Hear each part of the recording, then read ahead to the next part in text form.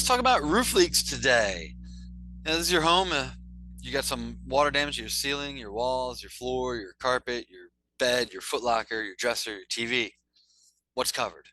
And you're like, well, Anthony, I have insurance that's all covered. And well, you're going to be very shockingly surprised that some companies don't cover roof leaks at all unless there is a wind-created opening. So you actually need almost like a gaping hole or a tree branch through your walls or roof for any of the interior water to be covered.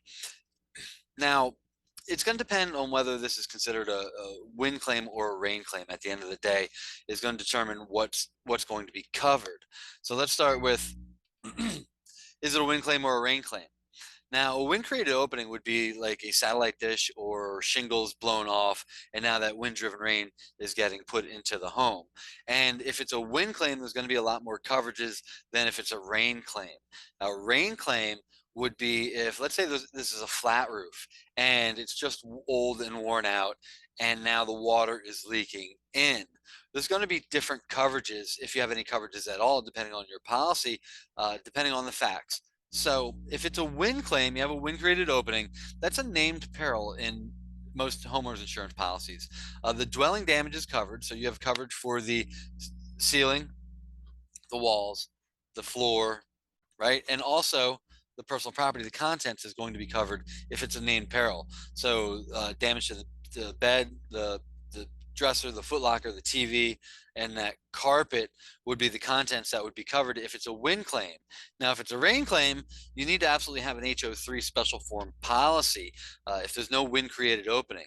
And in this case, the dwelling damage is not covered, it is covered. So the ceiling, walls, and floor would be covered, but the contents would not be covered because this is part of the special form coverages that the HO3 form policy offers. So let's say it is covered. Hey, listen, it's a wind claim and all my stuff is covered. Well, what are you owed?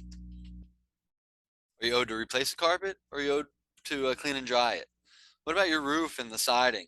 Are you owed a roof patch, or are you owed a whole roof? Like, who's making these decisions? And this is why a public insurance adjuster is so important, because presenting the loss properly and making sure that you don't come up against any exclusionary language to comply with the conditions to coverage is very important, even on a simple claim like my roof leaks. What am I owed? If you have an insurance claim question, email me, insuranceclaimguy@gmail.com. And if you have an insurance claim that you want a settlement double check, go to my website, insuranceclaimguy.com.